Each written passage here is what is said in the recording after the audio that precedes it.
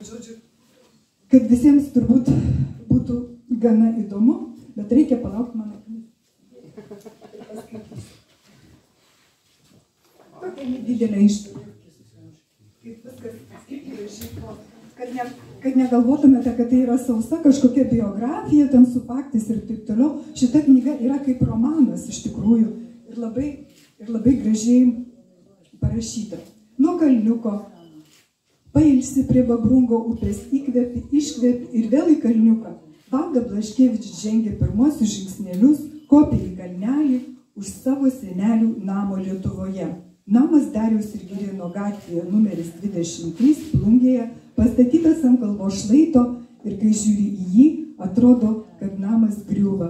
Tai ne vienintelė kalva apylinkėse, visas reljefas čia išraižytas zigzagais, iš namo Dariaus ir Girėno gatvėje galima nuskuosti tiesiai prie Babrungo upės, pasiklausyti jos čiurlenimo, užversti galvą, pasižvalgyti į ąžuolus parke, o paskui užkopti atgal į kalną. Ilgai jūsų neužlaikysiu, iš tikrųjų tai yra ir daugiau apie Plungę, ir nemažai, ir apie Plungės tuometinę padėtį, nes 1943 metai, tai vis dėlto karo metai, kas vyko karo metu, kokiamis sąlygomis ir kaip Vanda gimė, kaip buvo pakrikštyta, kaip buvo, žodžiu, jos senelių namuose, kaip apie jos tėvus ir čia gyvenančius, kaip jie susipažino, kur iš tikrųjų tai tas laikotarpis ir paskui dar ir toliau, kaip jinai čia atvykusi buvo į Lietuvą. Na va, o dabar ir norėčiau, kad kažkiek tai Ana Kaminska, mūsų rašytoja, kuri pas mus atvyko, pasakytų kažką, kas mus iš tikrųjų domina. Aš jai paruošiau keletą klausimų, bet pakeliui man sako, vertėjas Vyturys Jarutis, sako, aš irgi turiu klausimą, tokį pagalvojau, kad gal duokim pirmiausia į gerbiamam vertėjui Vyturiui Jaručiui, kad jisai pasakytų klausimą, kuris jį iš tikrųjų domina, o paskui jau duosim kitus klausimus, prašom. Ačiū. Mano klausimas tai toks per vidurį turėtų būti, ne pradžioj. Tai gal aš vis dėlto perduosiu mikrofoną gerbiamai autoriai, o klausimą surasiu progą dar paklausti. Tikriausiai, nes jisai toks turi turėti kontekstą. Na, čia žodžiu taip. Tai dabar mano klausimas būtų toks. Kaip jums sekėsi, mes labai jums dėkingi, kad parašėte apie Plungę, apie Lietuvą.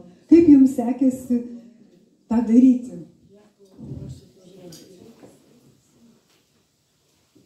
Dzień dobry, ja jestem bardzo dzisiaj pełna radości, że mogę tutaj stać przed Państwem.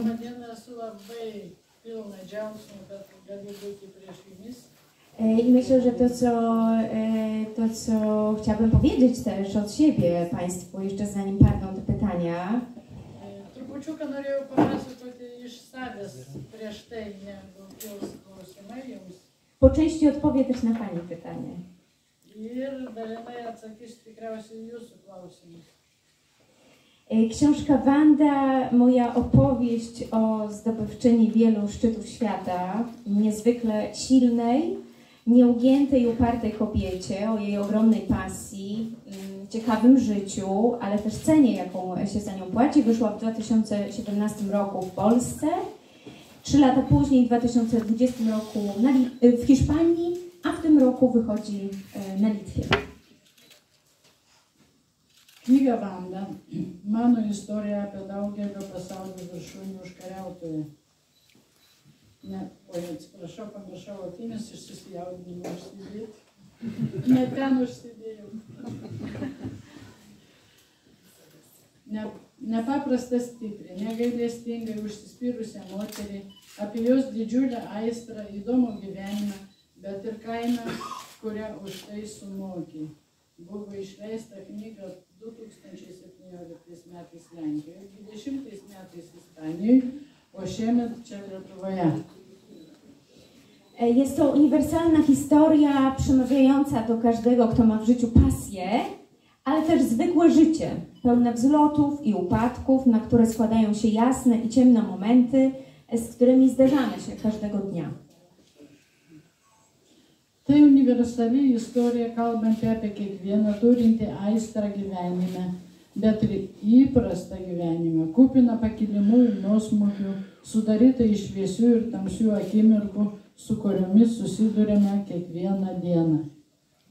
Opowieść o Wandzie to także historia tego, jak unosić to, co dobre, co nam się przytrafia, ale też złe czy trudne, które jest ciężarem. Esencją alpinizmu, który uprawiała Wanda Rutkiewicz, jest w końcu pokonywanie przeszkód. Wanda Rutkiewicz uwielbiała to uczucie, gdy wracała z gór, potem gdy pokonywała w nich trudności na swojej drodze, ryzykując czasem życie i okazywało się, że na nizinach problemy wydają się mniejsze. Vandos istorija taip pat yra istorija apie tai, kaip nešti tai, kas gera, kas mums nutinka, bet ir tai, kas bloga ar sunku, o tai yra našta. Vandos Rutkiewicz praktikuojamo alpinizmo esmė kliūčių įveikimas. Vanda Rutkiewicz pamėgo jausmą, kai grįžti iš kalnų, kai kelyje įveiki sunkumus, kartais rizikuodama gyvybę, o paaiškėjo, kad žemumuose problemos atrodo mažesnės, o pabuvusi kur nors aukštai, pani chyba jeszcze tego nie powiedziała. Kochała chodzić w góry, to jeszcze dodajmy, że Wanda Rutkiewicz kochała chodzić w góry, dlatego że po pobycie w górach wysokich, gdzieś wysoko, w zwykłym życiu na dole ma więcej siły do tego, by mierzyć się z codziennością. I z radością wracała na niziny, odmieniona z taką mocą, którą zaczerpnęła z gór. O pabuvusi kur nors aukštai įprastame gyvenime, aš jau atsiprašau, aš turbūt susimaišiau, susijaudinau ir... Ar supranta, viską supranta. Šaukite, jeigu bus blogai, kas nors ne taip.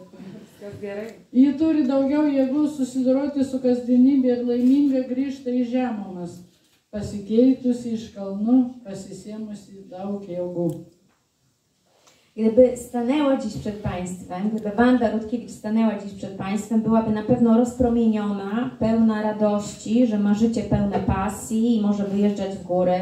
Byłaby młoda duchem i wyglądałaby na pewno młodziej jak na swój wiek, tak jak czują się i wyglądają jej koledzy himalaiści.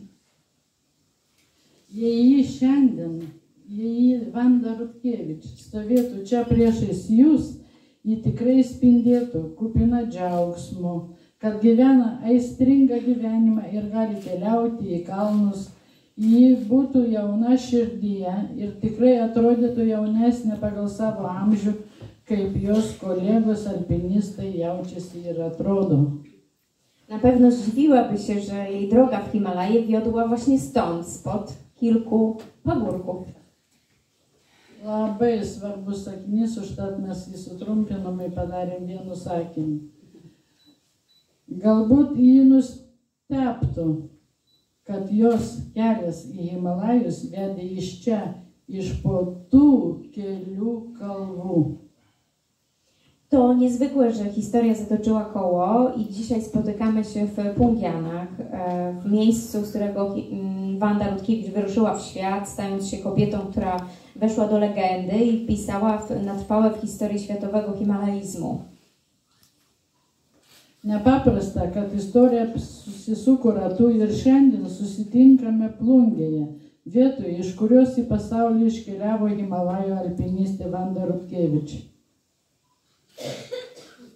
Wspaniała jest jej droga, która wiodła od Tatr polskich i słowackich, przez austriackie Alpy, przez góry Norwegii, aż w końcu wejścia na himalajskie szczyty od strony Nepalu, Pakistanu czy Tybetu, a wyruszyła stąd z okolic Łajpedy, gdzie w ogóle nie ma gór, jest przecież bliżej do morza i pewnie łatwiej jest uprawiać tu sporty wodne i rozwijać żagle i kochać bardziej morze niż góry. Pamečiau vėl. Nepaprasta jos istorija apsuko ratą. Ai, tai jau kalbėjau. Nuostabus jos kelias vedęs iš Lenkijos ir Slovakijos tatrų, per Austrijos Alpes, per Norvegijos kalnus, o galiausiai kylantis į Himalajų viršukalnes iš Nepalo, Pakistano ar Tibeto, o jį pajudėjo iš Klaipėdos apylinkių, kur visai nėra kalnų, juk arčiau jūra. Ir čia turbūt lengviau užsiimti vandens sportu, negu pamilti kalnus. Tak jak powiedziała Pani Otilia, to jest moja trzecia wizyta w Pulgianach i pierwszy raz przyjechałam tutaj, żeby zobaczyć w ogóle to miejsce, w którym się urodziła, zrobić zdjęcia i otrzymałam wtedy duże wsparcie i jakby dostałam dużo życzliwości ze strony bliskich Wandy Rutkiewicz, od Pani Eugenii Marskienie i od Pani Auszy i od Pani Aliny, która nas tutaj wspierała językowo.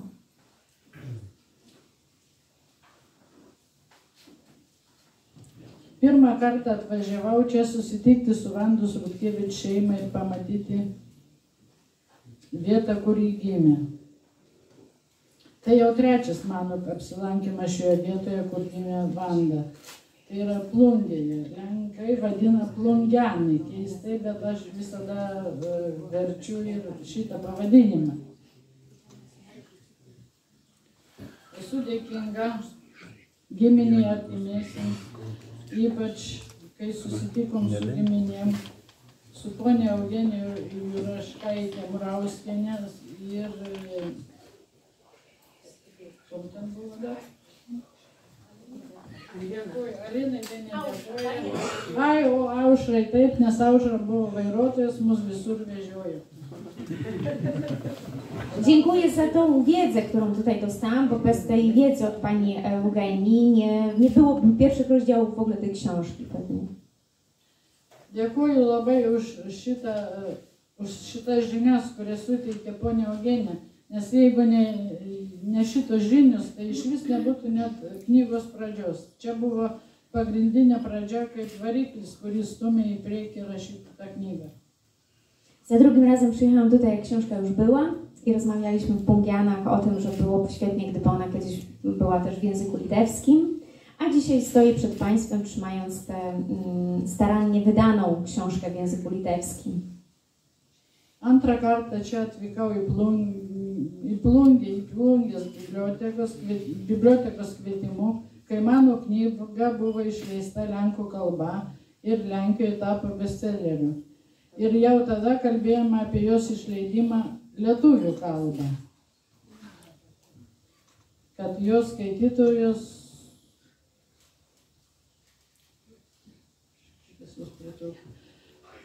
skaitytojus šioje vietoje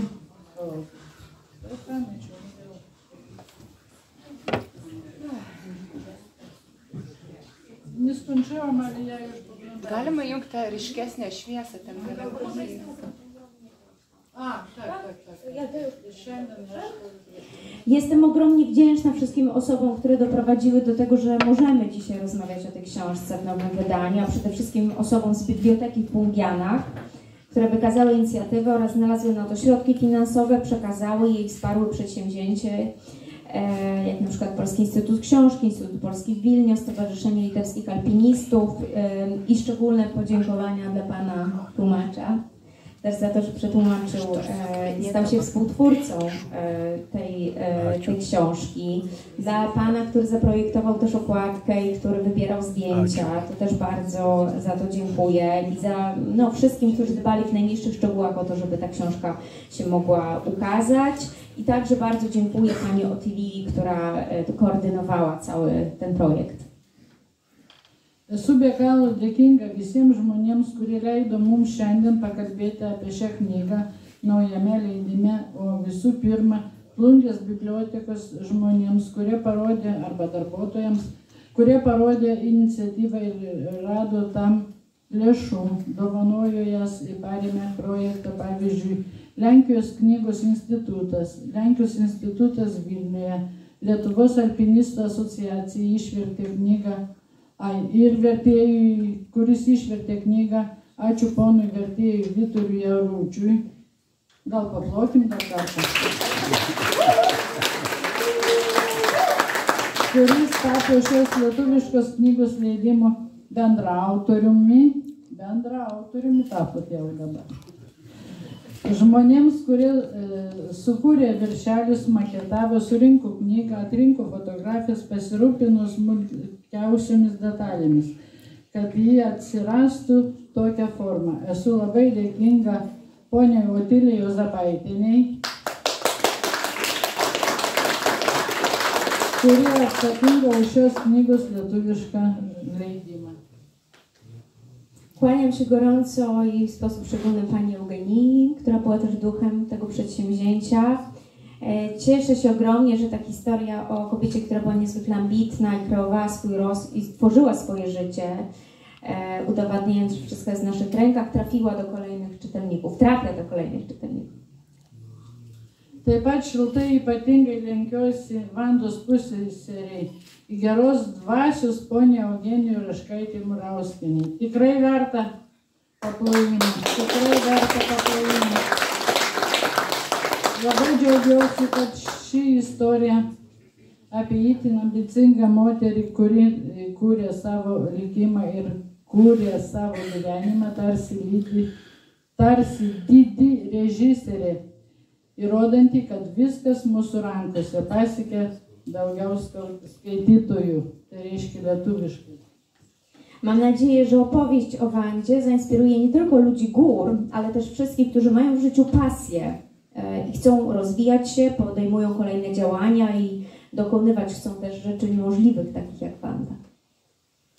Tikiuosi, kad Vandos istorija įkvėps ne tik kalnų žmonės, bet ir visus, kurie turi aistrą gyvenime, nori tobulėti ir daryti neįmanomus dalykus. Kai žmogus... Taip panieščiau nemogę.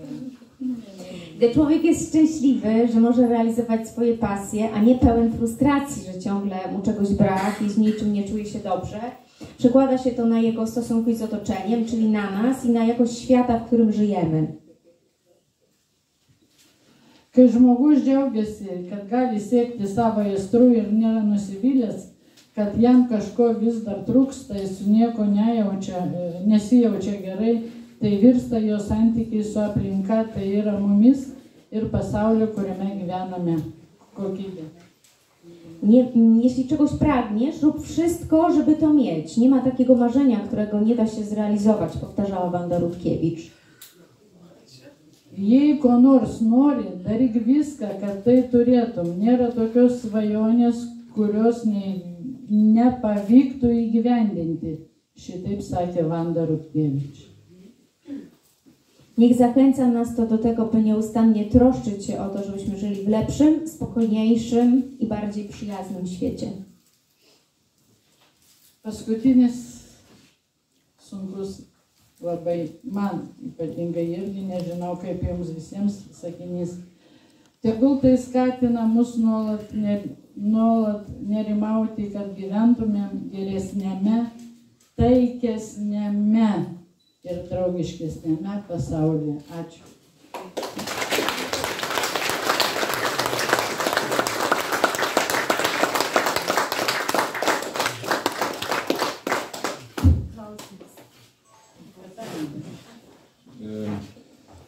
Jau dabar mane ragina užduoti klausimą, tai gal užduosiu.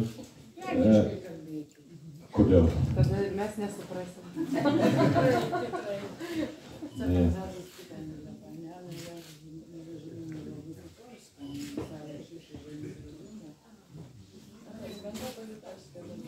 Neslibizavosi čia lenkiškai. Versdamas knygą aš kažkaip visą laiką jutau, kad nes knyga yra ypatinga tuo, kad vis dėlto atliktas yra, matyti, labai didelis tyrimas autorės ir labai tikriausiai nedidelė tik dalis surinktos medžiagos ir dalykų, apie kurios autorė sužinojo, rašydama šią knygą. Tik labai nedidelė dalis medžiagos įėjo turbūt į tekstą. Ir taip įtariu, kad ir nujaučiu, kad labai daug dar visko liko kaip ir knygos užribyje. Tai ir norėjau paklausti, kas dar buvo nutylėta šitoje knygoje, įdomesnio, svarbesnio. Nes skaitytojai, žinoma, perskaitys knygą, galbūt irgi pajus, kad dar čia galėtų būti ko nors daugiau.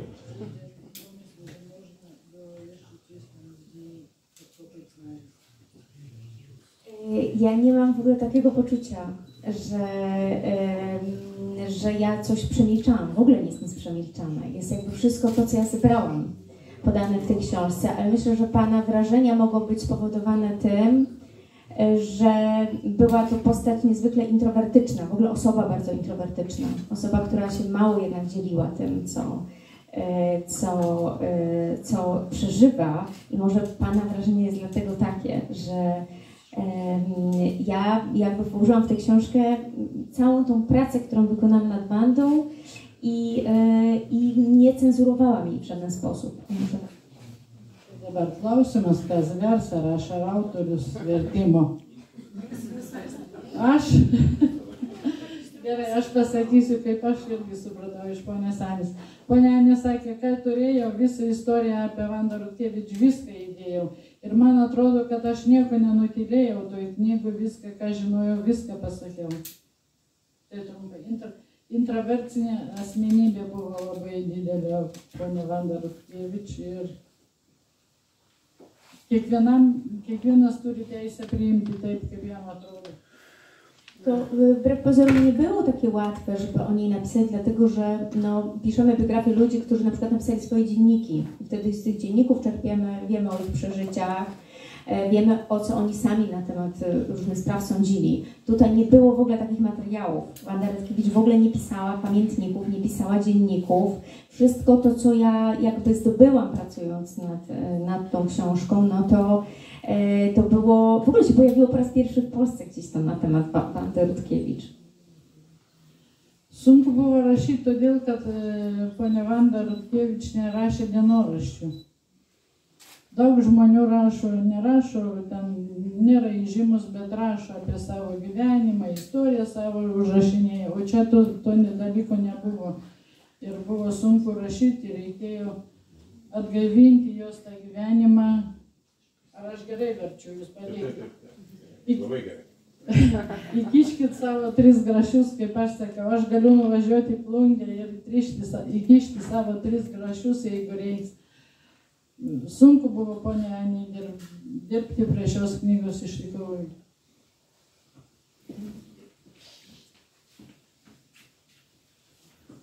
Ačiū. Aš norėjau dar paklausti, yra apie Vandą, kaip žinome, išleisti ir kitų knygų. Other books about Vanda. Ar jūs skaitėte šitas knygas ir Vanda pati rašė kažkiek tai? Ir aš norėjau paklausti, ar yra tose knygose Lietuvos laikotarpis paminėtas kažkoks tai? Jeigu skaitėte, aišku. Nie ma ani słowa. Znaczy, w ogóle nie ma na ten temat, dlatego że na przykład do pani Eugenii nikt nie dotarł przede mną i nie rozmawiał z panią Eugenią na temat rodziny.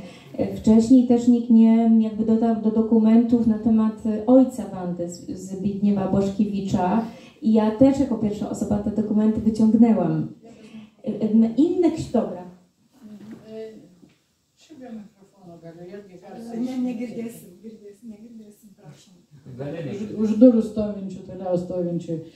Nėra apie ponią Vandą ne vieno žodžio, nes pati pirmoji tik tai Anna Kaminska susitiko su giminaitė ponia Eugenija Juraškaitė Murauskienė. Ir jai tik atvėrė ponia Eugenija, ponia Annai atvėrė archyvų, savo nuotraukas parodė iš dokumentų, nieks prie jos nepriėjo, nebuvo tokių norinčiųjų susitikti, matyti, susidomėti, nežinau, va taip čia. gavosi.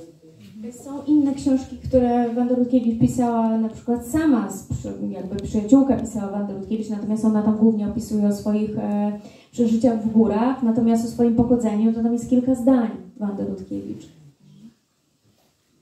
Rašė apie savo kilimą Lietuvoje, bet tik keletą sakinių parašė, o taip daug rašė apie Vandą jos draugę, bet irgi apie Lietuvą, ta draugė Lietuvoje nebuvus ir nežinojus, tai ten užtat mažai labai, beveik nieko nėra.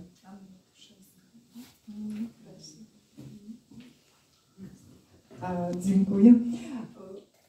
Dar norėjau pasakyti, kad apie Vandą Lietuvoje, tai ką, mes pavadinom Gatvę knygą, dabar išleidom ir nelabai daug čia ko yra, o Lenkijoje tai visai kitaip, kaip jau supratote, ir knygų ten daug išleisti, ir dar galbūt kažkas tai.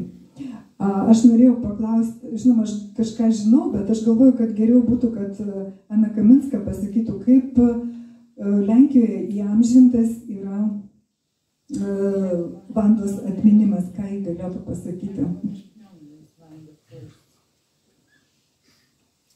No, kiedy ja zaczynałam pisać tę książkę, miałam takie poczucie, że coraz mówimy o niej rzadziej i coraz mniej o niej pamiętamy. I dlatego ja też tę książkę napisałam.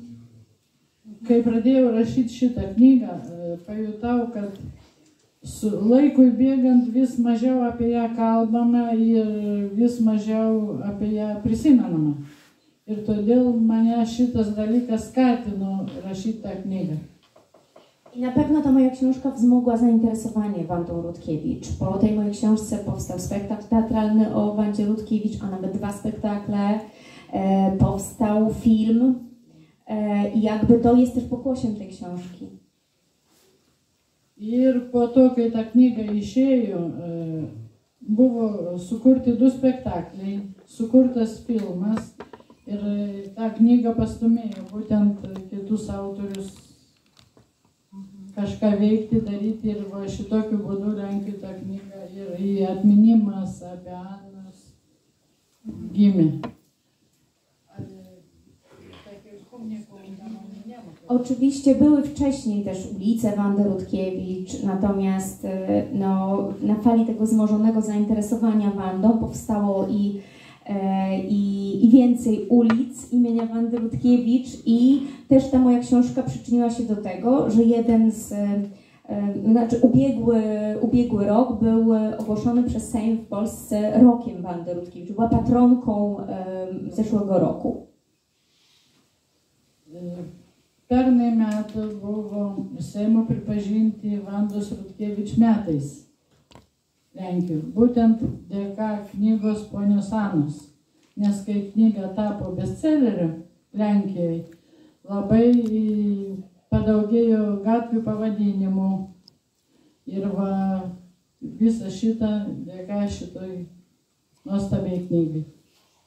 Wiąże się to również z tym, że w ostatnich latach w Polsce bardzo jest popularna literatura górska i lubimy czytać o górach i na pewno ta moja książka się wpisała w ten nurt. Jakby no, przypadkiem okazało się, że zaczynają czytelnicy sięgać po książki górskie. Ja się przypadkiem w to wpisałam, bo kiedy pisałam tą książkę, to jeszcze tego zainteresowania literaturą górską nie było. Lenkijoje mėgsta labai skaityti knygas apie kalnus ir kai aš pradėjau rašyti iš ponios Anios pusės, ne aš, o ponia Anė taip sako, iš jos pusės nebuvo to susižavėjimo kalnais, dabar tai jau yra trupučiuką kitaip ir apie Italiją, Orlošą. Jau sakiau turbūt apie Italiją, kad labai žavėsi Lenkai italų knygom apie kalnus ir va būtent po tos knygos pradėjo domėtis tą knygą. Gal jūs dadėsit, man jau iššoko iš galvos.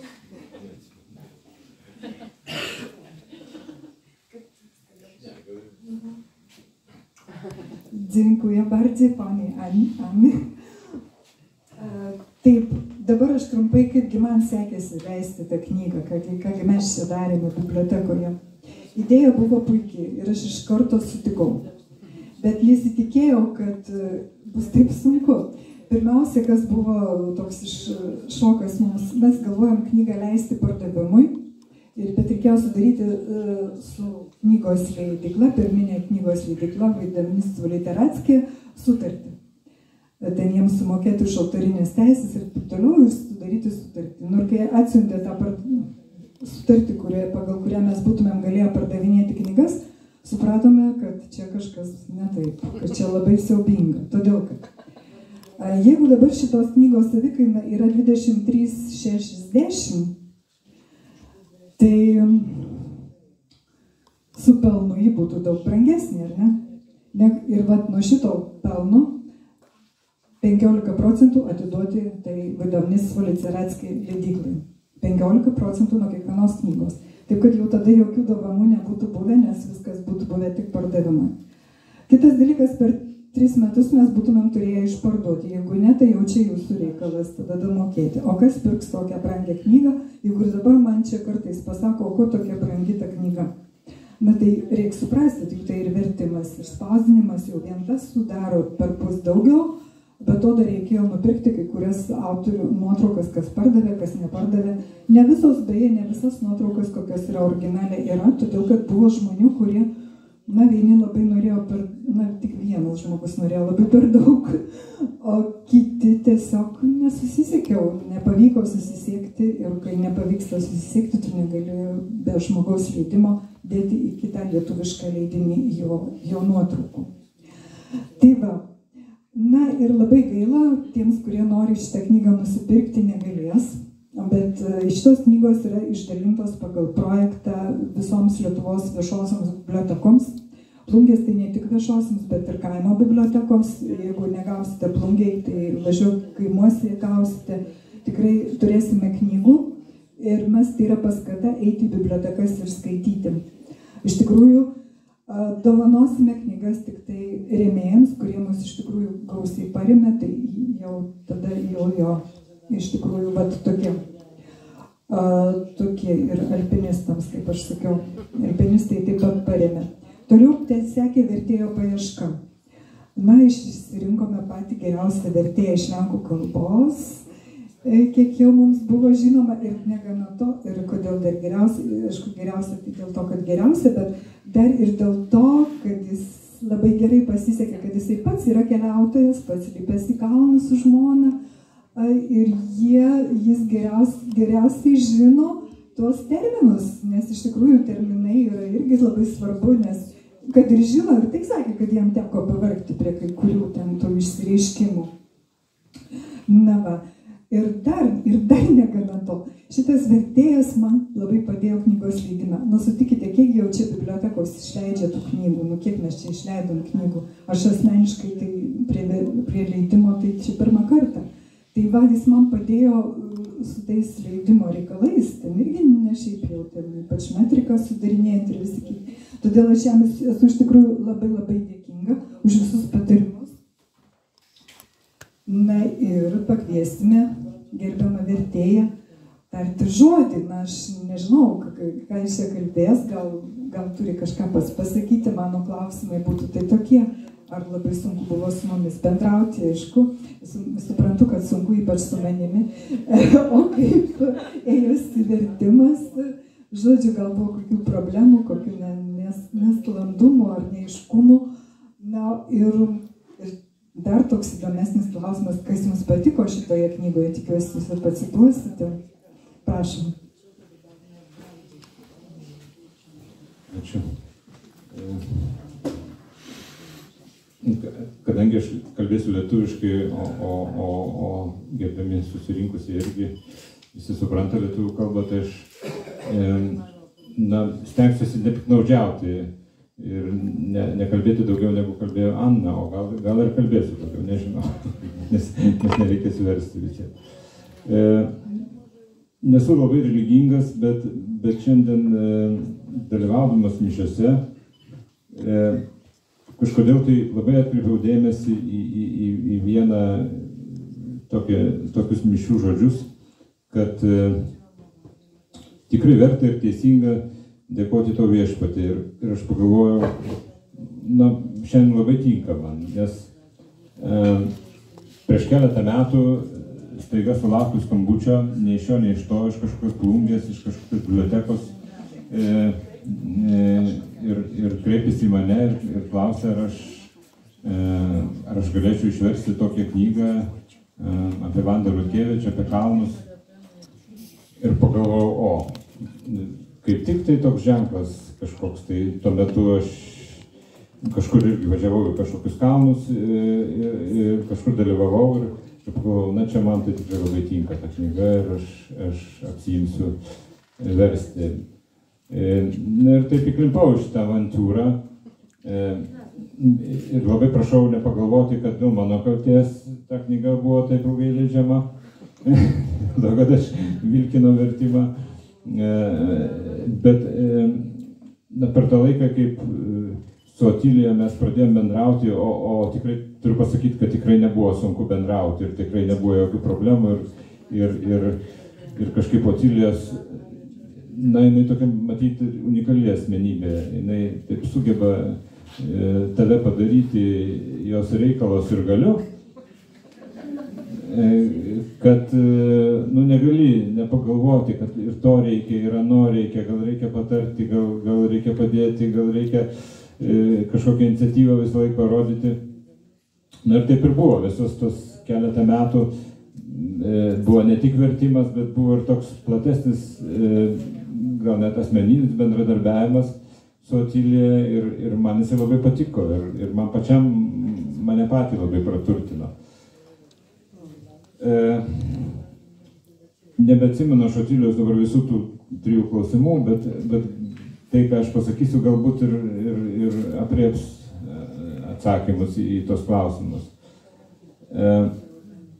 Esu daugiausia vertėjas grožinės literatūros ir šiek tiek ir poezijos ir tie vertimai, ta vertimo specifika grožinės literatūros yra tokia, kad tu turi interpretacijos laisvę.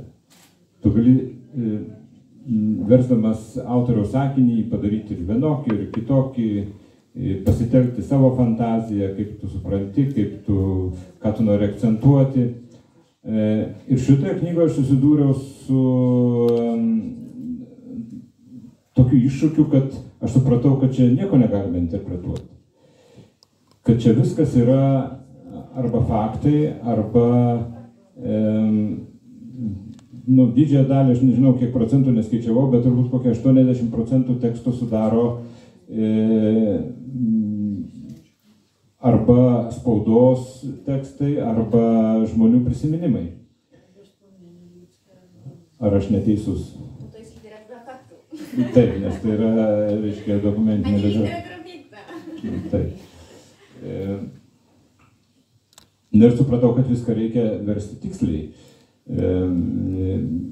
Stengtis pamiršti savo paties, reiškia, tokį vidinį pasaulį, jo čia nepateikti vertime. Kita problema yra ta, kad kadangi yra labai daug prisiminimų ir labai daug žmonių tiesiog cituojama, kalba yra labai gyva, šnekamoji kalba, kuri gerokai skiriasi nuo literatūrinės kalbos. Nuo taisyklingos, sakykime, bendrinės lietuvių kalbos. Ir iš tikrųjų nepaprastai, ten daug tokių, žinot, kai žmogus, nežinau, gal yra čia žurnalistų, kurie žino, koks yra nepaprastai didelių pastangų kankinantis darbas šifruoti kieno nors žodžius iš diktofono. Kai žmogus šneka, nukanda, ten pamiršta vidury sakinio ir taip toliau, taip daug tokių, reiškia, yra tos gyvo kalbos organizmo. Ir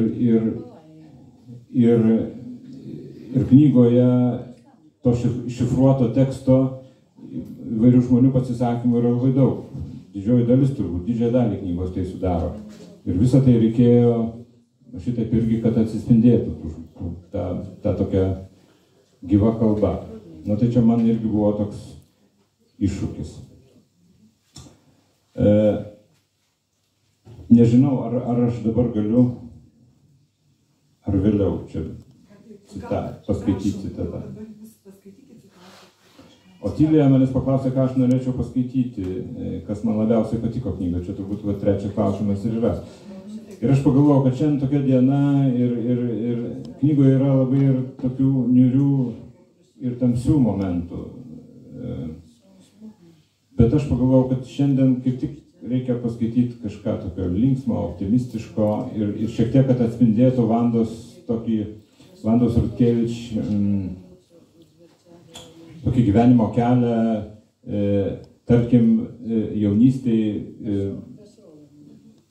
kaip knygoje rašoma, jinai pradėjo savo karjerą kaip laipiotoja Uolose, netoli Krokuvos, paskui vėliau Tatruose, Tatrų kalnuose, Lenkijoje.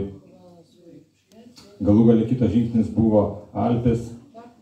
Ir štai tokia knygoje yra vienas toks momentas, kad jauni Lenkijos alpinistai dalyvavo tokiuose kursuose alpinizmo Alpėse 70-mečio pradžioje ir vienas Lenkų alpinistų tuo metu žuvo ir tiem kursantam buvo nebeleidžiama kopti ir jie ten sėdėjo kalnuose, sakant, uždaryti ir iš neturėjimo ką veikti pradėjo kurti visokius, o ta bendruomenė alpinistų nepaprastai buvo kūrybinga.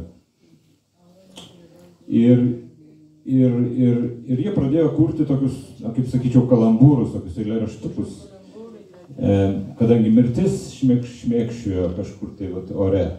Bet jauni žmonės, jie vis tiek, jiems reikia juokauti, jie reikia kažkaip tai tą galbūt psichologiškai iškrauti tą tokią nuotaiką. Na ir jie kūrė tokius eilėraštukus, ar tokius trumpus eiliuotus gabaliukus. Irgi buvo nelengva versti, nežinau, ar man pasisekė, gal kai kur ir pasisekė. Ir aš dabar noriu keletą tokių kalambūrų paskaityti. Čia yra kontekstas toks, kad jie rašo apie vienas kitą. Tuo metu jie dar buvo gyvi, bet reiškia, eilėraštukai apie savo, tokie žodžiai apie jų draugus, kaip galėtų atsitikti,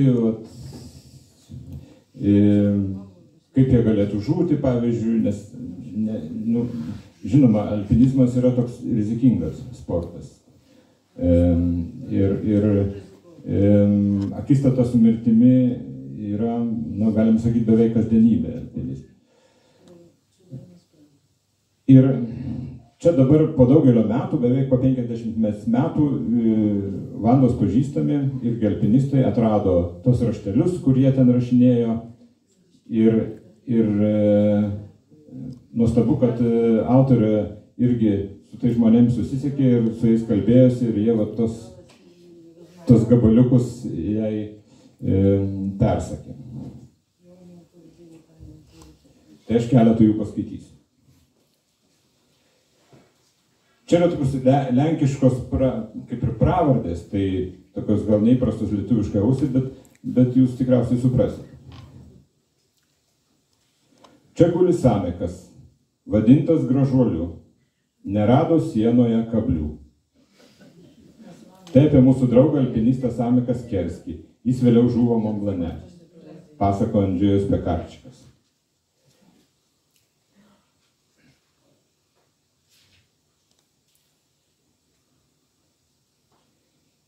Čia guli Dziurekas, mirtinai nukentėjo, dar nepriėjęs. Tai apie Ježį Vartarisevičių, alpinistą, kuris mokydamas komandosus nukrito, susilaužė stuburą ir buvo paralyžiuota žemiau juosmens, aiškina Elžbieta Pekarčia. Jis tąsyk vadovavo mūsų kelioniai. Praeivi, nespjauk iš plyšį, prarandu ryšį. Zavada. Čia apie Andžejų Zavadą rašė pati Vanda, pasakoja Elžbieta Pekarčia. Tai jos rašysena. Čia Zavadai teko likti, nemokėjo sieną lipti. Nežinau, kas tai parašė, tikina Andžejus Pekarčikas, bet Andžejus Zavada, ekspedicijų aukštuosius kalnus lyderis, mirė paprasta mirtimi lovoje. Čia ilsisi Pužas, tai Vojcekas Vrūžas, priduria, žuvo per ekspediciją į Kadu. Čia guli Krisius, nežinojęs, kad pakratys šiandieną kojas. Tai apie Kšištofą Celeckį, pasakoja Andžejus Pekarčikas. Žuvo baisiausia mirtimi, kokia tik gali įsivaizduoti alpinistas. Automobilio katastrofoje. Nestrykščiok ant akmenukų, nes bus paskui kaip kaziukui. Tai apie mūsų draugą iš Vroclavo, Kazeką Glazeką, pasakoja Elžbieta Pekarčik. Visi tie eilėraštukai buvo apie mirtį kalnuose, nes tuo metu žuvo Burbulas, Maciejus Pogoželskis, speleologas. 1966 metais po Burbulo mirties sėdėjome Šamony kursuose jauniesiems alpinistams. Visi buvo be nuotaikos, vaikinams buvo uždrausta išeiti į kalnus. Mes su Vanda pažinojome Burbulą, tad irgi neturėjome ūpo laipioti. Sėdėjome kartu su jais ir drauge rašėme tuos eilėraštukus, užuot vaikščiojusius po kalnus.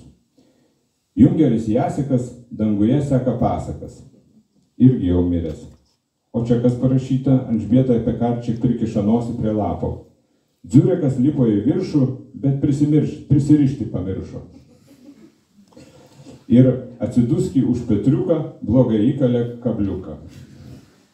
Taip, visa tai gedulinga. Popieriaus lapui daugiau kaip pusę amžiaus, bet įrašai dar įskaitomi. O čia štai Vandulė. Trumpo rožinio prašysiu, niekur jau neįvarysiu. Tai yra neįkopsiu, paaiškina Andžejus Pekarčikas. Čia guli Vanda drobulėn įvyniota, mirė lovoje, dainelė sudainuota. Skaito Andžejus Pekarčikas. Šitą irgi Vanda rašė, deja neišsipildė. Lapė yra ir negedulingų eilėraščių. Geriausia stovykla, kai laikome kažką rankeliai, takonazo pėveliai. Kažkoks pornografinis šaukia sutartinai Pekarčikai. Vandos akis tik juoduoja, į mane piktai šnairuoja. Tai tikriausiai Jurkovskis, šiandien jau miręs, daro prielaidą Elžbieta Pekarčik arba Spiruoklė pravardė. Tu eini kalnu, o aš lomele, nebešnairuosiu, kai suriši mane virvelę, atrašė jam Vanda. Jis jai tada, virvelė man nepatinka, prie veido netinka.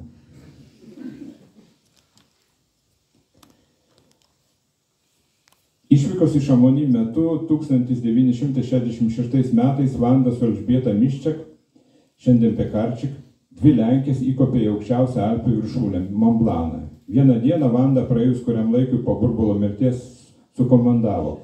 Varom į kalnus, prisimena Elžbieta Pekarčik. Vanda tada jau kuris laikas galvojo apie įkopimą į Mont Blancą, bet, kaip sako jos bendražygė, tąkart nevažiavo ten specialiai tam, kad įveiktų tą viršūnę. Norėjo tiesiog palaipioti kartu, dviese, moteriškoj komandoj Alpėse. Gal čia ir baigsiu, o dar norėjau pridurti, kad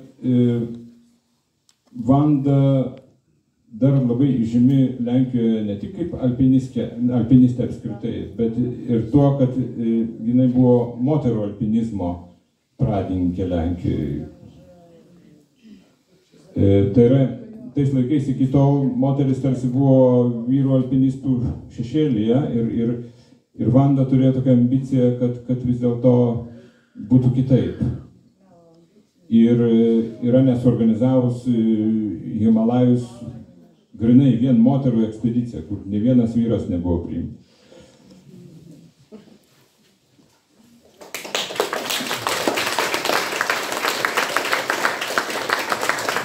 Ačiū labai, vertėjui.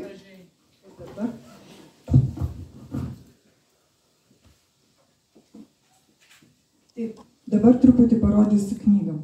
Šitoje knygoje originaliai jūs matote, šitoje pusėje ir čia, Vandos Rutkevič pačios nuotrauką. Čia jinai pati darė Anapurnos nuotraukas ir labai smagu, kad čia jos yra.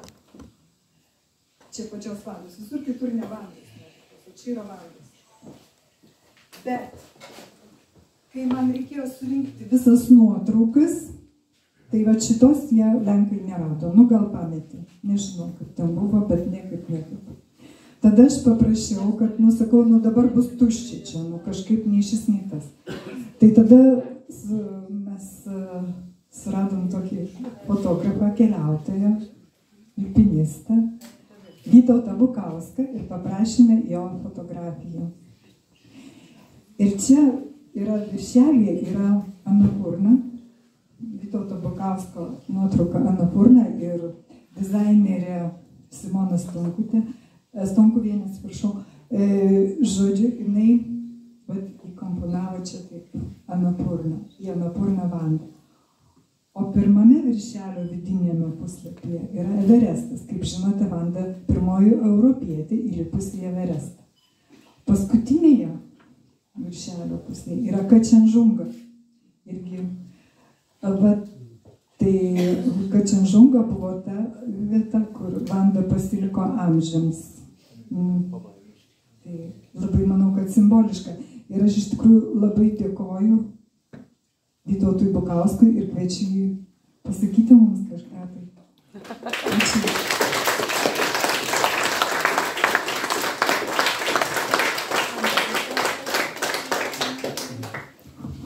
Labą dieną.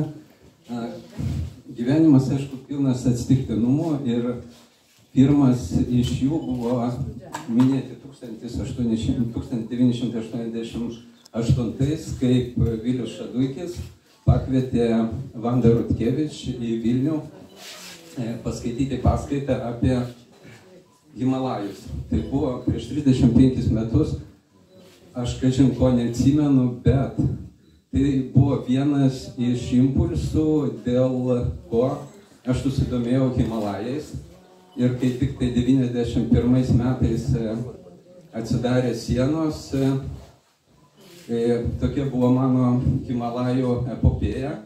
Šiaip nesu alpinistas, aš daugiau keliautojas, kuris mėgsta kalnus ir visos kelionės kažkaip sukasi aplink kalnus pagal galimybės. Tai iš tos paskaitos aš, kaip jau minėjau, atsiminiu tos kalnų vaizdus, kaip jinai pasakojo, jinai buvo ir įlipusi ir Everestą, ir K2. Bet atsiminiau apie vaizdų vieną žodį. Tai jinai pasakoja tas kelionės, jų draugus ir paskui už kai tą knygą jau esu perskaitęs. Tai žodis lenkiškas gynėlė, zgynėlė. Tai ir jis man labai sutapo šiandien, kaip užėjau į bažnyčią ir kunigas sakė pamokslą. Tai jisai pasakė, kad visus Vandos nuopelnus ir kad kopdama į 9 savo kalną, tą rodytą Kančenžangą, jinai pakilo į dangų. Tai ta žodis gynė irgi įsipildė. Ir su Vanda Rutkevič mano keliai buvo susiję kelis kartai. Pirmas yra tas minėtas 88 metų Žinijos draugijos paskaita, kuri buvo žiemą, kiek atsimenu. Ir paskiau gegužės mėnesį tų metų mes turėjom tokį lipom į Elbrusą. Vitkauskas vadovavo, ten toks buvo, sakysim, ruošiamės vasaros kelionėm. Ir būtent tais metais Vanda lipo į Elbrusą ir ją ten slidininkas kalnų nukirto ir buvo gelbėjimo darbai. Mes jos nematėm, bent aš nemačiau, bet praėjo gandas, kad yra Vanda Rutkevič patyrė traumą ir yra ten vykdomi gelbėjimo darbai. Aš tada jos kaip ir ypatingai nežinojau, buvau jau aišku matęs. Dar yra tam tikro simbolizmo su tom nuotraukom. Tai matomai ta nuotrauka ant viršelio yra daryta 93 metais, o jinai gimė 43 metais. Tikrai nuotrauka daryta Kančenžangos, kai mes ten turėjom didžiulę kelionę, tai 2003, kai buvo 60-metis ir būtent vasario mėnesį. Tai tiek. Ši knyga įdomi, labai įdomi ir aš ją, kadangi kaip užsisakiau, tai ir perskaičiau, na, beveik per 3 kartus atsisėdau, jinai tikrai stora, beveik 500 puslapių, yra kas skaito, bet jo, įdomu. Ar džiaugiatės, kad jūsų nuotraukos dabar pateko į šitą knygą ir jūs šitą knygą? Ar džiaugiatės, kad jūsų fotografijos? Na, žinoma, džiaugiuosi. Džiaugiuosi, kai jos, turi prasmę. Ir ten ta Everesto nuotrauka, jinai buvo pirmoji lietuvė, moteris, kuri įlipo europietė į Everestą, o ta nuotrauka pirmam atvarte, jinai 91 gegužės mėnesį daryta, lapkričio mėnesį, aš 91 gegužį buvau su Vitkausku tokia apžvalginė Nepalo kelionė, o tų pačių metų lapkritį labai norėjau pamatyti Everestą. Tai mes su draugu ten, visą pinigų neturėjom, pešiom praktiškai dėjom iki jo. Ir kiek aš suprantu, mes buvom pirmieji lietuviai, kurie pamatė Everestą iš tos pusės, iš kur Tensingas su Hilariu įlipo, iš kur po to Vitkauskas įlipo, kas susijęs su Lietuva. Ir Vanda Rutkevič irgi, aš kaip suprantu, iš tos pietinės pusės daugiau lipo. Vėlgi, tam tikri sutapimai, simbolizmai, gražiai skamba, bet vis tiek tada faina yra. Ačiū Jums labai.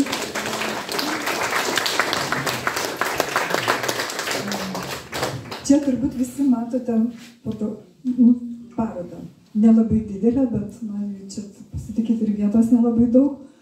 Tai šitą parodą pasiūlė man vėlgi gerbiamas vertėjas Vyturys. Ir dabar galvojam, kaip padaryti, būtų įdomu vis tiek nuotraukų kažkiek tai įdėti, kad žmonės matytų. Tai nutarėm paprašyti alpinistų, tų, kurie ją fotografavo, ir atsirado 2, tai gerbiamas Vilius Šeduikis ir Aldonas Keraitytė. Kadangi aš bendravau ten laiškais, tai nežinau, Aldonas Keraitytė ar negalėjo atvažiuoti. Jinai žadėjo atvažiuoti man laišku, bet matyt negalėjo. O čia yra ir jos nuotraukų, ir dar lankstinukai, irgi būtent iš Aldonos Keraitytės, čia kas iš Viliaus Šeduikio. Taip pat parodoje norėjome ir daugiau, kad būtų Vandos, tai dar įdėjome keletą nuotraukų iš Eugenijos Murauskienės asmeninio archyvo.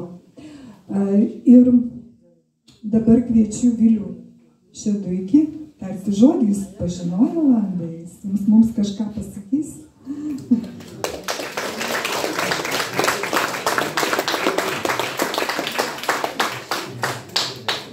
Taip, man teko, čia pati idėja buvo, kad ją pasikviesti į Lietuvą, kadangi lenkų alpinistai tada buvo, taip sakyčiau, pasaulį vedantys, ir mes, ten dar čia buvo Štandartų, toks laikraštukas buvo Vilniuje, mes su jais pakalbėjom ir jie ten man padėjo, tarpininkavo, ir mes Vanda Rutkevič ir Ježį Kukučką. Kas tai yra Ježis Kukučka? Tai po Mesnerio antras žmogus, kuris veikė visus 14-8 tūkstančių. Tai čia tikrai jau buvo pirmo ryškumo žvaigždės, o Vanda pirma jau čia buvo išvardyta visi jos pasiekimai. Tai man teko ir telefonu ten su ją, ir su mama, su Marija, tai man buvo labai lengva, mes lietuviškai pasišnekam. Tai jie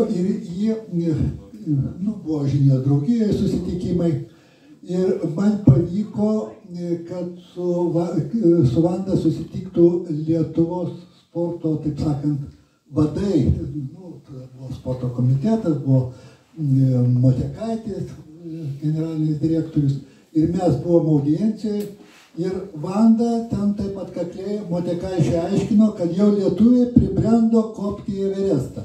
Aš irgi taip net pasimetęs ir Motekaitis sako, jeigu taip, tai čia reikės padėti. Vienu žodžiu, aš sakyčiau, kad po to, kai prasidėjo ta Everesto epopėja, tai čia viską buvo Vandos nuopelnas, kadangi buvo, taip sakant, jau visose lygiuose išaiškinta, kad jau lietuviai turi kopti. Mes tikrai turėjom patyrusių alpinistų, čia visi tie Sovietų Sąjungos kalnai buvo įveikti.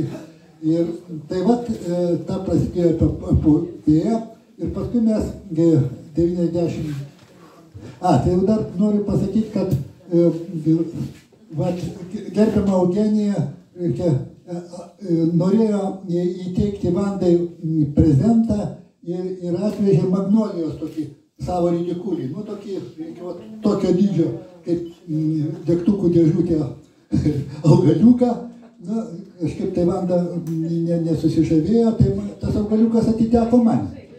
Tai aš jį ten puoselėjau, kambarį auginau ten porą metų. O dabar jis auga prie namo, taip sakant, didžiulis ir kasmet žydi labai gražiai. Tai ten visas kvartalas, jie ten mane žino, sako, va tas namas, kur magnolija. Kaip atpažinimo ženklas. Tai, čia, jo, tai va, taip kitko yra nuotraukas tos magnolijas. Tai, toliau mes su Vanda susitikom jau 1991 metais, kai buvo mūsų pirmoji išvyka į link Everesto, buvo kaip žvalgybinė ekspedicija. O tuo laiku, kaip tik tai tą rudenį, Vanda lipo į Annapurną. Ir mes ten viskai susirašinėjom, ir mes ten nuvažiavom, ten dar vizų mums nedavė iš karto į Kiniją, tai mes turėjom savaitę laiko ir mes čia nutarėm, kad reikia staigiai pašokti ten iki bazinės stovyklos ir susitikti su Vanda, specialiai, kad susitikti. Tai mes taip ir padarėm, mes ten pataikėm, jinai jau turėjo, ten už dienos turėjo išeiti jau į kopimą, ten užsiemusi, bet mes ten pasišnekėjom, ten, reiškia, jinai dar ten tokį kablį mums ten įteikė. Ir taip atsilabinom. Ir tarp kitko sušnekėjom, sako, jeigu viskas ten, reiškia, jie grįžta į Katmandu, o mes iš Everesto žvalgybos irgi grįšim, vienu žodžiu. Ir tas pavyko kaip tik tai, mes kai grįžom į Katmandu, sako, va, tik tai Lenkų ekspedicija nusileidus ir aš to iš karto pas Vandą ten nukeliavau į tą viešbutį, bet pasirodo, reiškia, kad, žinot, tokį kalną įveikto, vienu žodžiu, ten šventė, tas restoranas užsakytas, reiškia, ten visą ekspediciją. Tai aš taip Vandą įsikviečiau, jinai atėjo pas mane su buteliu Polskio Vybarovą. Ir sako, dabar čia, kaip matai, aš užsiėmusi. Bet aš sakau, žinot, mes čia kitais metais, tai tikrai atvažiuosim vėl į Everestą. O, tai sako, aš dabar jau skaityk, kad aš prirašyta Himalajose. Čia, kai atvažiuosit, ieškokit ir mane čia tikrai rasit. Jo žodžiai įsipildė, reiškia, taip mes po metų buvom, bet jau buvo už debesėlių Himalajose. Taigi, tiek teko bendrauti. Bet aš noriu pasakyti, kadangi čia Plungė ir biblioteka padarė tokį didžiulį darbą, nuostabų darbą, ir sakyčiau, ir aš kaip alpinistas žiūriu, tai čia tas yra irgi toks bendras reikalas, kaip sakant, kalnai, čia yra didelis dalykas ir pasižiūrėti, jeigu sakysim, ir vakarų Europoje, ir visur yra visą laiką yra anšlagas, laipioti po kalnus. Tai aš turiu, kai 91 metais mes važiavome į žvalgybą, arba tik tai Lietuva nepriklausoma, ir buvo ekspedicijos, tos ruošimos ekspedicijos proga, buvo išleistas pašto ženklas. Labai jis retas, jis tarp kitko yra, man atrodo, kad jis yra antras, buvo pirmas tai Lietuva, o antras buvo apie Himalajus. Tai vat yra tas vokas yra iš, taip sakant, su antspaudais iš Himalajų ir su mūsų ekspedicijos dalyvių parašais. Taip kad...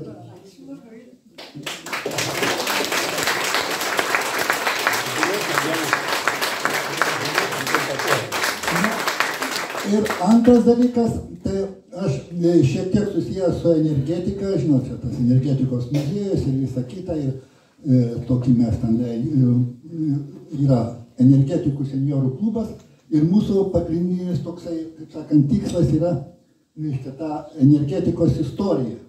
Ir mes taip renkam medžiagą, yra toks Lietuvos energetika enciklopedinis leidinys, kurį mes leidžiam, o dabar bus 10 tomas jau. Ir dar taip tokių apie Lietuvos energetikos istoriją. Ir aš čia noriu vieną knygelę, tai čia mūsų klubo nariai išleista pirmosios elektrinės Lietuvoje, ir čia yra apie Plūdnę.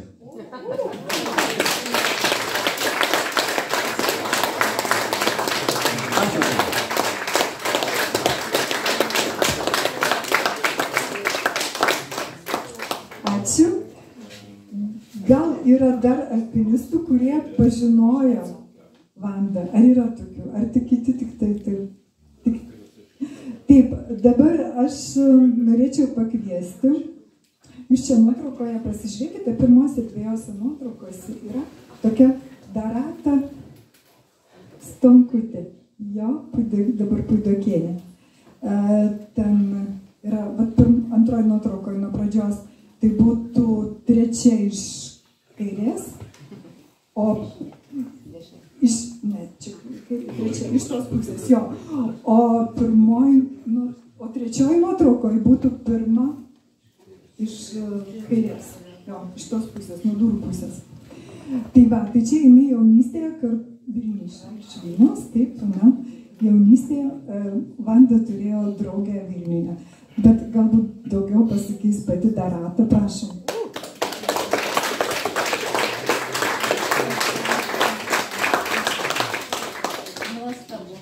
Nuostabu matyti šitiek žmonių susirinkusių į mano draugės Vandos gimtadienį, sakykime, 80 metų.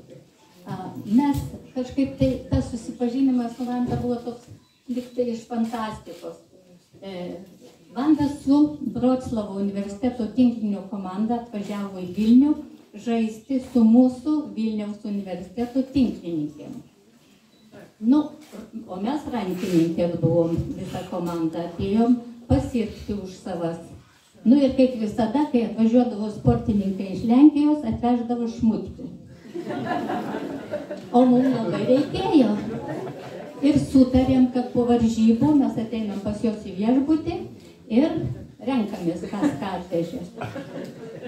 Pirmiausia, kai atėjau, čia mergaitės jau rinkosi, aš tai pinigų neturėjau. Ir man kažkaip mūsų žvilgsniai su Vanda susitiko. Ir kažkaip tai automatiškai mes pradėjom kalbėti su ją. Aš nežinojau nei jos kilmės, nei kad jinai iš viso yra alpinistė. Ir tada, kai jinai sako, tu tikslininkė, ne, sakau, aš rankininkė, bet aš dar ir į kalnus važiuoju. O, sako, ir aš jau buvau kalnuose. Ir prasidėjo mūsų draugystė. Žinoma, atnešiau vakarė aš jai nuotraukas, kur aš buvau pirmą kartą kalnuose. Prasidėjo mūsų draugystė ir aš važinėjau po Sovietų sąjungos kalnus, Kaukazas, Tanšanės, Pamiras. O jinai važinėjo po vakarų Europos kalnus. Ir visada mes rašydavome jai, aš rašydavau rusiškai, jinai lenkiškai, į kokias viršūnės įkopė ir kur jinai randasi. Vieną kartą gaunu jos laiškelį, kad jinai randasi Šamony, alpinizmo iš viso ten sostinė prie Mont Blanco. Kaip aš jai pavydėjau. Bet po 30 metų ir aš nuvažiavau į Šamony ir mačiau Mont Blancą. Bet jau lipti buvo. Mano viršūnė tada buvo sūnus. O paskui, kada jinai, didžiausias dar vienas mistinis dalykas buvo, kada mes su Vanda susitarėm susitikti Vingio parke ant konkretaus solelio.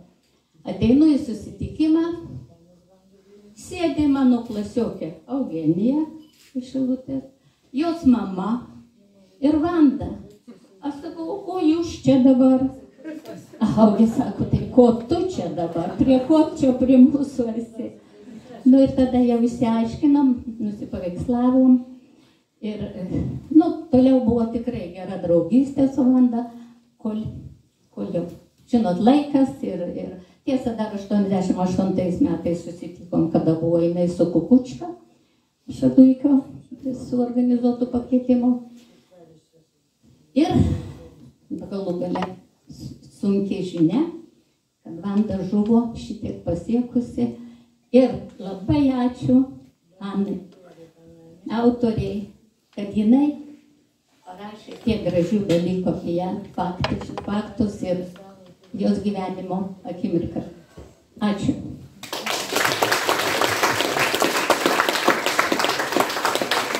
Ačiū. Na ir dabar turbūt pakviesime jos, gal sėdėdama, bet gal kažkaip taip priekį atsisėskit, Vandos pusseserę Eugeniją Murauskienę.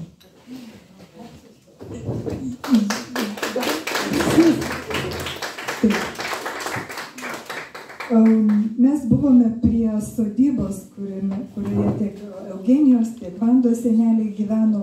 Eugenija ten negyveno, bet vis tiek atvykdavo pas senelius. Tai jau Eugenija pasakojo kažkiek tai visiems tiem, kurie buvo, bet kurie nebuvo, tai ir negirdėjote, ką jį pasakojo. Tai trumpai tada prašau, jūs ilgai nevarginant, bet kažką tokio pasakyti apie Vandą, apie Vandos vaikystę čia ir prašau. Nežinau, ar apie pirmą pažintį reikia sakyti, gal čia ne visi girdėjo, tai buvo labai įdomi.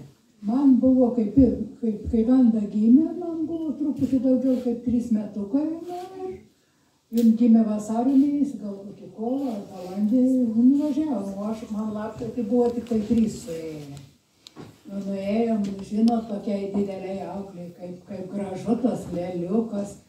Taip prašiau, kad man duotų panešioti. Nedavė. Galų gale atėjo laikas maitinti, aš norėjau pažiūrėti, dar ir iš kambario išėjau. Pats per patį pirmą susitikimą šitaip nuskriaudė mane, kad ir dabar prisimenu. O šiaip tai su Vanda teko kažkiek bendrauti, daugiau su jos mama susirašinėjom, turėjau, bet ir su Vanda susirašinėjom rusų kalba. Turiu ir jos patį pirmąjį laišką man rašytą, o čia yra. Ne, turbūt kitoj. Čia yra jos. Pats pirmas laiškas parašytas man, rusiškai. Rašytas 56 metais. Šiaip tai, čia kur rodė vokus, tai čia mano iniciatyva buvo, kolekciniai vokai, čia aš buvau užsakius padaryti juos ir kai kuriuos išsiuntinėjau, dar keletą turiu pasilikus atminčiai. Daugiau tiesiog net ir nežinau, ką papasakoti. Ar kaip jinai atvyko į Lietuvą, jokių problemų? Pirmą kartą, kai jinai atvyko į Lietuvą, kai susitikom, tai buvo, man rodos, 67 metai.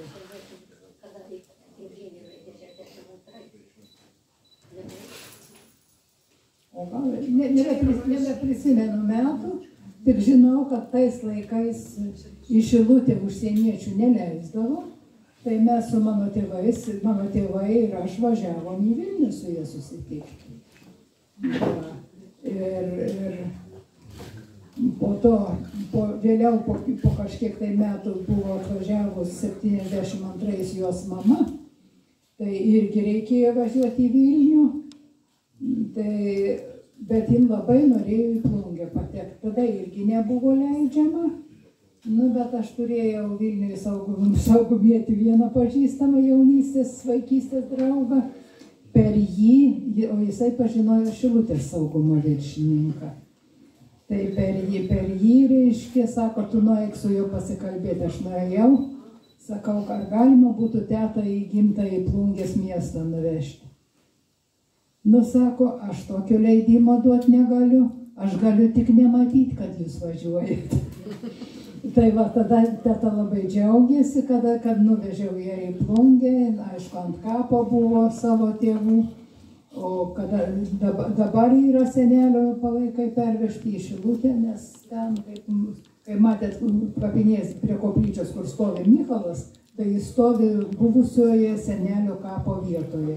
Ten turėjau užbetonuoti, palaikus aš turėjau išsivežti į Šilutę, išsivežiau.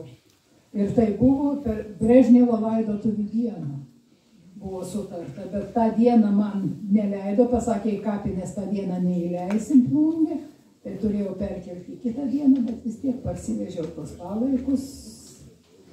Ir palaidojau šalia savo tėvų ir dar mano babonytės Barboros Perkūnienės sesuo Kotryna čia yra palaidota, nes jinai Ariogaloj buvo klebono gaspadinė, žinom, po karo klebono gaspadiniai. Tai mano mama savo tetą parsivežė čia į Šilutę, čia Šilutė jį ir numirė. Kaip? O kai 88 buvo Vanda Vilniuje, tai mes irgi nuvažiavom pasimatyti, buvo ir Kukučka. Ir va, kur yra čia nuotrauka mūdai su Vanda stovim, tokią pat nuotrauką aš turiu ir su Kukučka. Mes irgi tada nusifotografavom.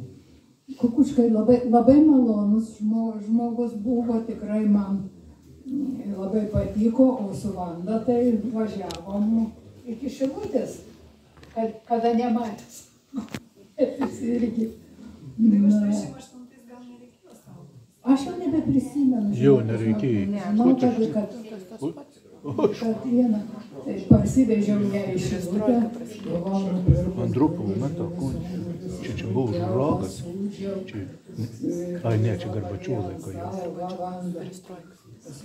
Atsiprašau. Aš jų nevalgysiu. Sakau, kodėl? Jūsų upės labai užterštos. Buvo Vandas.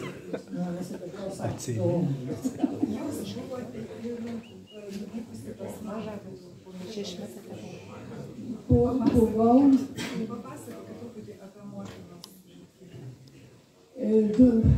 Kai Vanda žuvo, aš nebedrįsau tetai Merį rašyti. Mes Vandos mamą ne Mariją vadindavome, o tetą Merį. Nedrįsau rašyti. Ir kažkaip Vandos brolis Mykolas, Vandos archyvą tvarkydamas, rado mano laiškus, mano mamos laiškus, rado mano adresą, ten 2 adresais, ir tėvų adresų, ir mano adresu, ir pavardė mano užrašyta Juraškienė, ne Juraškaitė, bet tai gavau. Ir tada labai staigiai, kadangi buvo lenkiškai parašyta, nemokėjau perskaityti. Tai ponios Alinos čia kaiminystėje gyveno, žinojau, kad lenkų kalbą žino, paprašiau, jinai man išvertė. Nu ir tada pradėjau su Michalu susirašinėti rusiškai. Ir 2005 važiavom į Lenkiją susitikti su teta Merį. Nu, kaip gali nevažiuoti, jeigu beveik 93 metų teta dar gyva. Sakau, po Vandos mirties aš bijau rašyti, kelis metus nerašiau, paskui nebežinojau, teta gyva, o daugiau niekas ten lietuviškai nemokėjo, aš lenkiškai nemokėjau. Tai nuvažiavom, tai nuvežiau paveikslą dovanų, Vandos gimtojo namą paveikslą, paprašiau, daviau nuotrauką, paprašiau pažįstamo menininko, kad nutapytų aliejumi ir nuvežiau. Dar nebaigiau iš maišų išvynioti, teta Merį pamatė, oi, Plungė, kaip gera buvo ten gyventi, ten Bambrungo kranto. Pirmieji tetos žodžiai man buvo. Nu, va taip ir pabuvom keletą dienų, Mikalas apvedžiojo po Vroclavą daug kur. Ir va į Rotušę, kur ten Vandos yra biustas, Vroclavo Rotušėje parodė, o kitos nuotraukos, kur va čia, kur Varšuvoje Vandos gatvė, tai čia man Michalas, Vandos brolis atsiuntė. Deja ir jo jau nebėra, taip nelaimingai. Ir taip kaip žinodama, kažkaip nuo kovo mėnesio ar nuo kokio 13 metų kažko negaunu nuo Michalo laiškų. Internetu nei per Skype'ą pasikalbėti.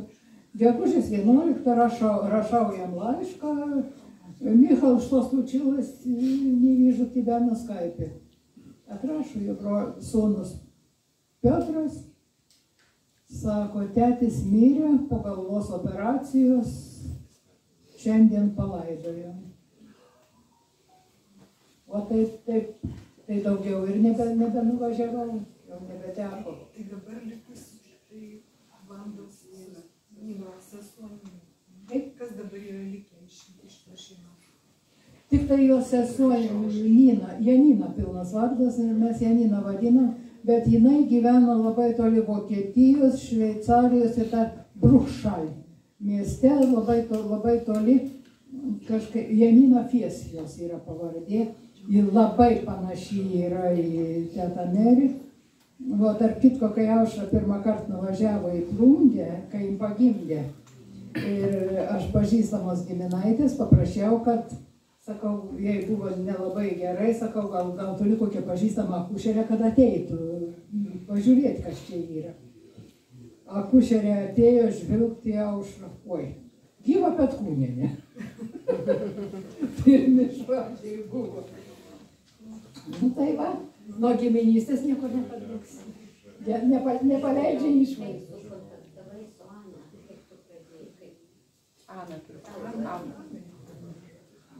Su autorė knygos. Anė prašė. Ir mes buvom Plungėj ir galvoju susitikti kur.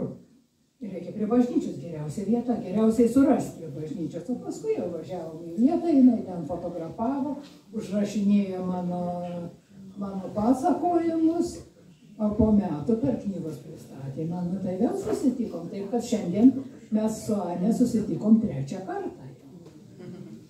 Jau kaip ir draugais geras. O daugiau nelabai ką žinau, ką sakyti. Jeigu turit klausimų, klauskit. Tiesa, dar norėjau paklausti, pas ką yra nuotraukų albumas. Jeigu galit, pažiūrėkit čia.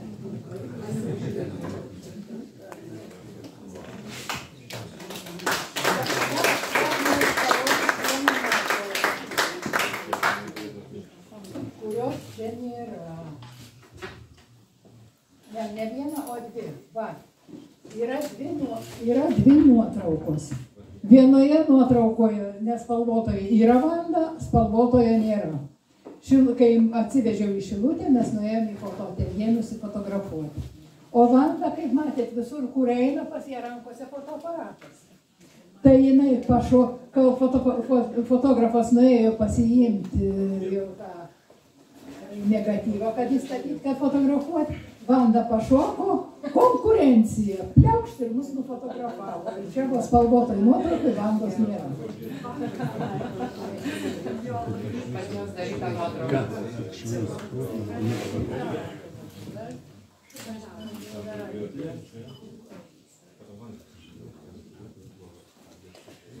Oi, turėsim pasieną Vandos nuotrauką.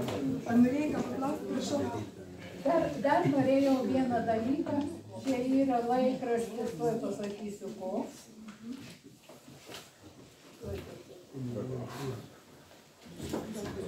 Yra iš sporto istorijos.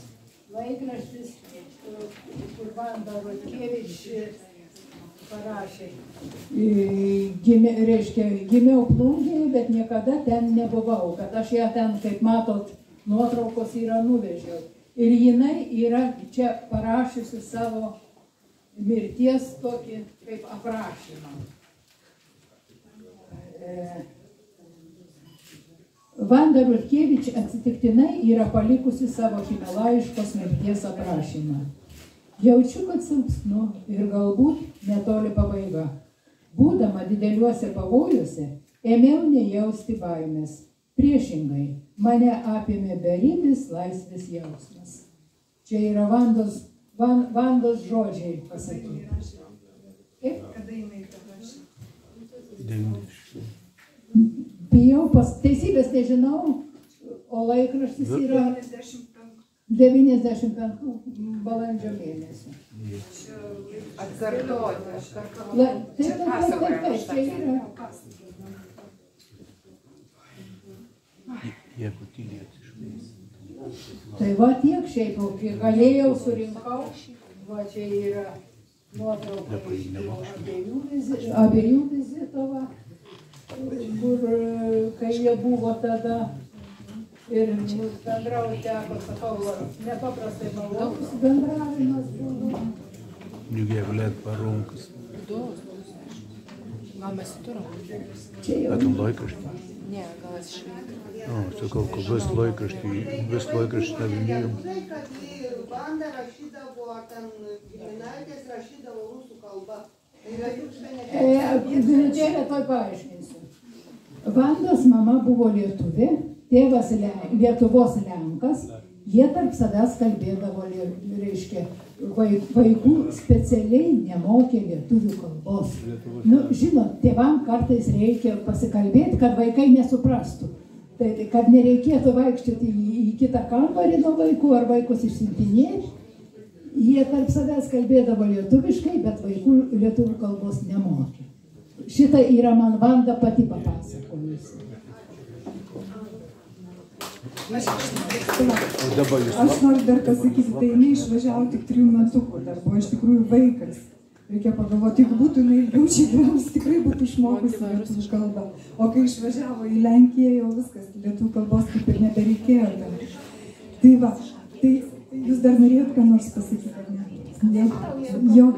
Jeigu kas turi kokių labai tokių klausimų, iš tikrųjų, va, geras klausimas, nes žmonėm irgi neaišku, kodėl pavyzdžiui, kad ir rusiškai, ne? Tai Lenkija taip pat buvo socialistinė respublika, bet ten rusiškai visi mokėjo. Tai galėjo ir